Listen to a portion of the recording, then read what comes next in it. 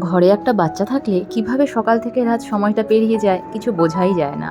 আমার এর আগের একটা ব্লগে একজন কমেন্ট করেছিলে যে দেখবে দিদি ভাই খুব তাড়াতাড়ি এই সময়গুলো কিন্তু পার হয়ে যাবে।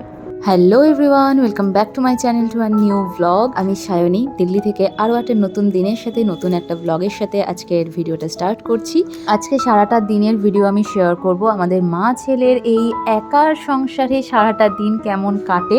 আমাদের কিন্তু ভীষণ মজা করে সারাটা দিন কাটে, আবার তেমন ঝগড়াও হয় মাঝে মধ্যে। তো মনে হয় আমি মা না, আমি ওর বন্ধুই হয়ে গেছি। আমরা যেমন ঝগড়াও করি, আমরা তেমনি মারামারিও করি, শাসনও করি। ও আমাকে শাসন করে, এমন না যে আমি শুধু ওকে শাসন করি।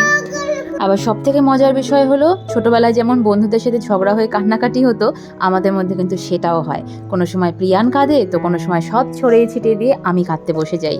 প্রথম মনে হতো এখানে আসার পরে যে আমি ভীষণ একা হয়ে গেছি, সমস্ত দায়িত্ব ঘাড়ে নিয়ে বসে আছি, সব কিছু একা সামলাতে পারছি না। হঠাৎ একদিন মনে হলো যে এই বিষয়টাকে আমি এরকম ভাবছি জন্যই হয়তো জিনিসগুলো এতটা কঠিন মনে হচ্ছে।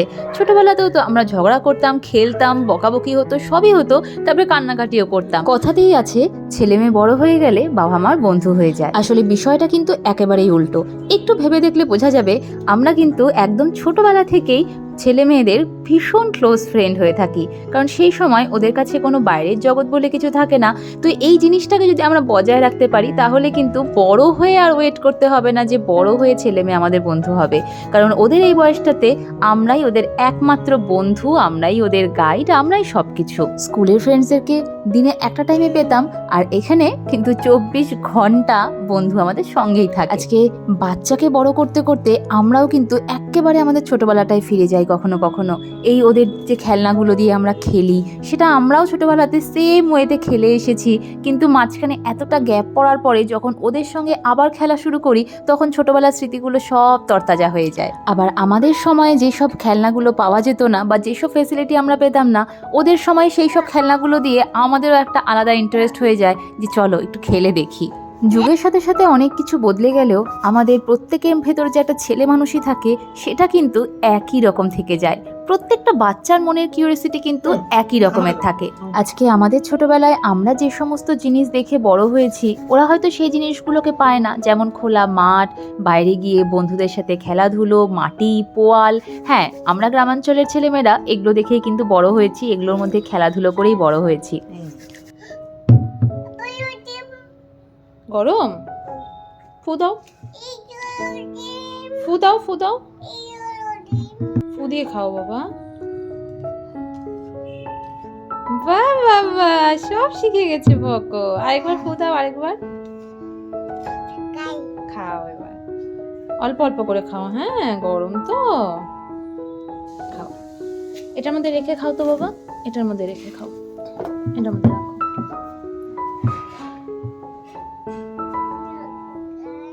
আমাদের সময় আউটডোর অ্যাক্টিভিটিসটা যেমন বেশি ছিল, এখনকার বাচ্চাদের সেই অপশানটা আর নেই। ওদের ইনডোর অ্যাক্টিভিটিসের মধ্যেই আবদ্ধ থাকতে হয়। হ্যাঁ, তার জন্যই এত রকম অপশানস রয়েছে, যেটা আমাদের সময় দরকারও পড়তো না। আমাদের একটাই বিষয় ছিল, কতক্ষণে আমরা বাড়ি থেকে বেরিয়ে মাঠে দৌড়ে যাব খেলতে, বা বান্ধবীরা আসবে, বাড়িতে এসে আমরা রান্নাবাটি খেলবো। তো ছেলেরা খেলতো ক্রিকেট, ফুটবল, আর আমরা খেলতাম রান্নাবাটি, পুতুল। কিন্তু এখনকার বাচ্চাদের কিন্তু কোনো কিছু আর আলাদা করে নেই। এখনকার ছেলে বলো মেয়ে বলো, সবাই কিন্তু রান্নাবাটি দিয়েও খেলছে, কারণ এখনকার কনসেপ্টটা পুরো আলাদা। যদি কেউ শেফ হতে চায়, তার জন্য এখানে কোনো রেস্ট্রিকশন নেই যে ছেলে বলে তাকে রান্নাবাটি দিয়ে খেলানো যাবে না। এক একটা বাচ্চার এক এক রকম চাহিদা, এক একটা বাচ্চার এক এক রকম ইচ্ছে অনিচ্ছে, আর আমাদের বাবা মা হিসেবে সেটাই উচিত, সবটাই ওদের ইচ্ছে অনুযায়ী কিন্তু গুরুত্ব দেওয়া। এত কিছু আলাদার মধ্যেও যেই জিনিসগুলো সেম আমরাও করে এসেছি আর এখনকার বাচ্চারাও করে, সেটা হলো এই যে মা কাজ করলে তার পেছন পেছন ঘুরে বেড়ানো, মায়ের প্রত্যেকটা কাজ করার জিনিসের প্রতি একটা আলাদা আগ্রহ, কিভাবে ঝাড় দেওয়া হয়, কিভাবে বাসন মাজতে হয়, কিভাবে কাপড় ধুতে হয়, প্রত্যেকটা কাজে হেল্প করার একটা অনন্ত ইচ্ছে। এই জিনিসগুলো অনেক বড় হয়ে পর্যন্ত আমার মধ্যে ছিল, আর সেই সমস্ত জিনিসগুলো দেখি প্রিয়ানের মধ্যেও আছে। তো ভালো লাগে যে হ্যাঁ, প্রত্যেকটা বাচ্চার এই চিন্তা ভাবনাগুলো কিন্তু সেমই থাকে। তারপরে আস্তে আস্তে বড় হতে হতে এক একজন এক এক রকমের হয়ে যায়, কিন্তু ছোট থেকে বড় হয়ে ওঠার এই সময়টাতে কিন্তু প্রত্যেকটা বাচ্চারই চাহিদা একই রকম থাকে। একটু 19-20। আর আমি নোটিস করে যেটা দেখেছি আর যেটা বুঝেছি সেটা হলো, এই বয়সে বাচ্চাদের তুমি যতই ভালো খেলনা দিয়ে দাও, যতই ভালো জায়গায় ঘুরতে নিয়ে যাও, ওদের যেটা সব থেকে বেশি দরকার সেটা হলো বাবা মায়ের কাছ থেকে একটু সময়। এই সময়টা থাকলে ওদের আর কিচ্ছু চাই না, ওদের কিন্তু কোনো চাহিদা নেই এর ওপরে। আর যতই সময় দিয়ে দিই না কেন, আমাদেরকেও কিছুটা কাজের চাপ বা কিছুটা ব্যস্ততার মধ্যে ওদের কাছে সময় কমই পড়ে যায়। আর এই যে ওদের কান্নাকাটি, যত জেদ, সমস্তটাই কিন্তু সেই সময়ের জন্যই ওরা করে। এই বয়সে বেশিরভাগ বাচ্চাই কিন্তু ভীষণ অ্যাটেনশন সিকার হয়ে থাকে, ওদের শুধু অ্যাটেনশন চাই। আর যখনই ওদের মনে হয় যে এই অফুরন্ত সময়ের থেকে কিছুটা অ্যাটেনশন অন্য কোথাও চলে যাচ্ছে, সেটা ফোনে কথা বলা হোক বা নর্মালি কোথাও গল্পগুজব করা হোক, সেটাতে কিন্তু একটু অসুবিধা ওদের হয়েই থাকে। স্পেশালি প্রিয়ানের ক্ষেত্রে তো এটা আমি ভীষণভাবে নোটিস করেছি। যতক্ষণ ওর সাথে আমি আছি, সেটা ওর সাথে আমি গল্প করি, খেলি ধুলি, যাই করি না কেন, যদি কিছু নাও করে থাকি তাহলেও ঠিক আছে যে আমি ওর সাথে বসে আছি, কিন্তু মাঝখানে একটা ফোনেও যদি আমি কথা বলি তাহলেই বাড়ি একেবারে মাথায় উঠে যায় যে কেন আমি ওর দিক থেকে একটু মনোযোগ সরিয়েছি। এই যে ওর সাথে এই এঙ্গেজমেন্টটা, এমনভাবে বন্ডিংটা তৈরি হয়ে গেছে, এখন মাঝে মধ্যে যখনই ভাবি যে আর কিছুদিন পর থেকেই প্রিয়ান চলে যাবে স্কুলে, ওর তো একটা আলাদা জগৎ তৈরি হবে, ধীরে ধীরে বড় হবে, ওর পরিধিটা বাড়তে থাকবে, কিন্তু আমি এই জিনিসগুলো ভীষণ ভীষণ ভীষণ মিস করব। হয়তো সেই সময়টা আমি একাকিত্ব ফিল করব।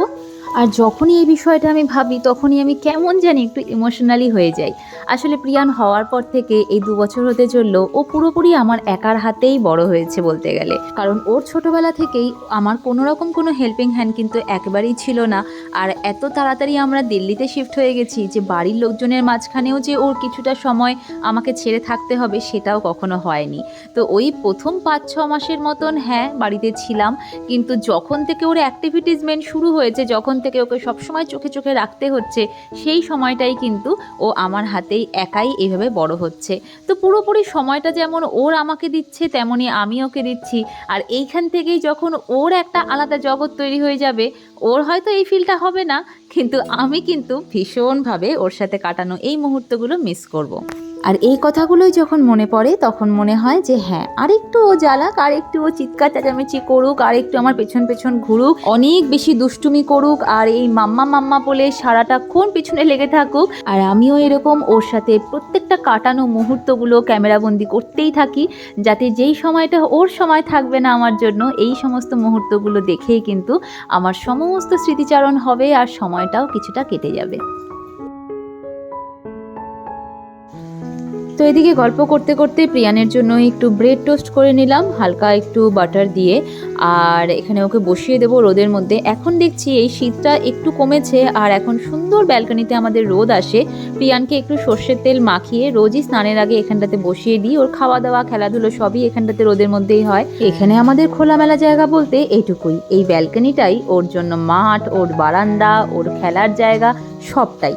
আসলে মাঝে মধ্যে প্রিয়ানের জন্য আমার খুব কষ্টও হয়, এটা ভেবে যে আমাদের ছোটবেলাটা কিন্তু অনেক না পাওয়ার মধ্যেও সব থেকে সেরা পাওনা যেটা ছিল যে আমাদের নিজেদের সেলফ স্যাটিসফ্যাকশন।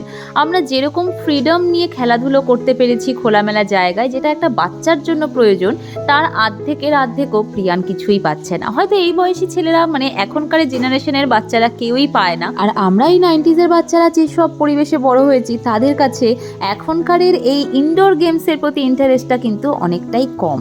যাই হোক, প্রিয়ানকে ওদিকে টোস্ট বানিয়ে দিয়ে আমি এখানটাতে একটু আলু ফুলকপির তরকারি করেছিলাম দুপুরের জন্য, সেটাই স্যান্ডউইচ বানিয়ে পাউরুটির মাঝখানে দিয়ে খাচ্ছি। আর এই সময়টা আমাদের একদম মাম্মা বেটুর পার্সোনাল টাইম। এই সময়টা আমরা ব্যালকনিতে বসি, একে অপরকে খাওয়াই, একবার প্রিয়ান আমাকে খাওয়ায় তো একবার আমি ওকে খাওয়াই, দুজনে অনেক অনেক অনেক গল্প করি। প্রিয়ান আমাকে অনেক গল্প শোনায়, ও সারাদিন কি কি করে না করে, কোথায় পাপার সাথে গিয়ে কাউ দেখে এসেছে, সব কিছু। তো যেই কথাটা দিয়ে আমি আজকে আমার ব্লগটা স্টার্ট করেছিলাম যে হ্যাঁ, বড় হয়ে বাচ্চারা বাবা মায়ের বন্ধু হয়, সেটা কিন্তু একদমই না। ছোটোবেলা থেকেই তারা কিন্তু বাবা মার মধ্যে একটা বন্ধু খুঁজে নেয়। না হলে পরেই বলো, এই যে এত কিছু শেয়ারিং, কেয়ারিং, ঝগড়া, কান্নাকাটি, মারামারি, সবটাই তো আমরা বন্ধুদের সাথেই করি, তাই না? যাই হোক, এখানটাতে আমার গল্প করতে করতে অনেক কাজ এগিয়ে গেল। এখন বসাবো দুপুরের রান্না, আর তার আগে এই গ্যাসটা ভালো করে আমি একটু পরিষ্কার করে নিই, এটা আমার অভ্যেস, না হলে একটু কেমন যেন মনে হয়। আর এই যে আজকেও বানাবো আবারও সেই মূলো ছেচকি, সেই আগের দিনের মূলোটা আনা হয়েছিল আর সেটা রান্নাই করা হয়নি। অর্ধেক রান্না করার পরে এই বাকি মূলোটা দেখলাম পুরো শুকিয়ে কাঠ হয়ে আছে। জানি আগের দিনের মতন টেস্ট হবে না, বাট তাও নষ্ট করার থেকে যেরকমই হোক একটু করে খেয়ে নেব। আর যবে থেকে আমি এই রান্নাটা শিখেছি তবে থেকে কিন্তু আমার এটা ভীষণ টেস্টি আর ইজিও মনে হয়। শুধু লবণ, হলুদ আর একটু চিনি আর সামান্য পরিমাণ তেল, একটু কালো জিরে ফোড়ন আর একটু শুকনো লঙ্কা, ব্যাস আর কি চাই। যারা এখনও পর্যন্ত এরকমভাবে মূলো চিটকি খাওনি অবশ্যই একটু খেয়ে দেখো, ভালো লাগবে। আবার এই সময়ে বাচ্চা নিয়ে রান্নাবাড়ি করতে গিয়ে আমাদের কিন্তু অনেক সময় রান্নাটা একটু গোলমালও হয়ে যায়। যেমন আজকের মূলো চিচকিটাতে কিন্তু আমার একটু জ্বলেও গেছে। কিছু করার নেই, বাইরে এসে দেখলাম একটা আওয়াজ পেয়ে যে প্রিয়ান ঘরের থেকে বাসন নিয়ে নিচে ফেলে দিয়েছে। এটা প্রিয়ানের সব থেকে প্রিয় একটা কাজের মধ্যে অন্যতম, যে ওর খেলনা থেকে শুরু করে আমাদের দরকারি অদরকারি সব জিনিস নিয়ে নিয়ে এরকম বাইরে ফেলে দেওয়া। ও যেটাতে কী মজা পায় সেটা জাস্ট বলার মতন না। এটা কি তার রিয়াকশন? এটা কি তার রিয়াকশন যে ফেলে দিলে কেন? সেটার খুব বীরত্বের কাজ করেছো তুমি। তোমার সরি বলা উচিত ছিল। তুমি এখানে কি হাতের উপর হাত দিয়ে কি স্টাইল দেখাচ্ছ? কোনো কোলে নেবে না মাম্মা। সকাল থেকে একের পর এক দুষ্টুমি করে যাচ্ছে। এই যে প্রিয়ানকে নিয়ে এখন নিচে নেমে গেলাম, ওকে দিয়েই কিন্তু আবার এই জিনিসগুলো আমি তোলানোর চেষ্টা করি যাতে ও বোঝে যে হ্যাঁ এটা আমি ভুল করেছি আর এরকম করা উচিত না। জানি না কতটুকু কি বোঝে না বোঝে, বাট হ্যাঁ ওকে যখন বলা হয় তখন ও রিয়ালাইজ তো একটু হলেও করে যে হ্যাঁ এটা খুব একটা ভালো কাজ আমি করিনি, যার জন্যই মামা আবার আমাকে দিয়ে জিনিসগুলো সব পরিষ্কার করাচ্ছে। আর নিচে যখন নেমেইছি একটু ওকে নিয়ে খেলাধুলো বাইরেও করি, আর তারপরেই দেখলাম প্রীতমও চলে এসেছে। আর এই যে পাপাকে পাওয়ার পরে যে ওরা আনন্দ, তবে এই আনন্দটা যতটা প্রিয়ানের হয় ঠিক ততটাই কিন্তু প্রীতমেরও হয়। যাই হোক, এখন আমরা করব লাঞ্চ। তো আজকের মতন ব্লগটা আমি এখানটাতেই এন্ড করছি। দেখা হচ্ছে কাল নতুন একটা দিনের সঙ্গে, নতুন একটা ব্লগের সঙ্গে। Till then tata, bye bye, good night. সবাই খুব ভালো থেকো, আনন্দ থেকো, সাবধানে থেকো। আর অবশ্যই ভিডিও ভালো লাগলে যদি ইউটিউব থেকে ভিডিওটা দেখে থাকো তাহলে আমার চ্যানেলটাকে সাবস্ক্রাইব করে দিও, আর যদি ফেসবুকে দেখে থাকো তাহলে পরে অবশ্যই আমার পেজটাকে ফলো করে দিও। টাটা।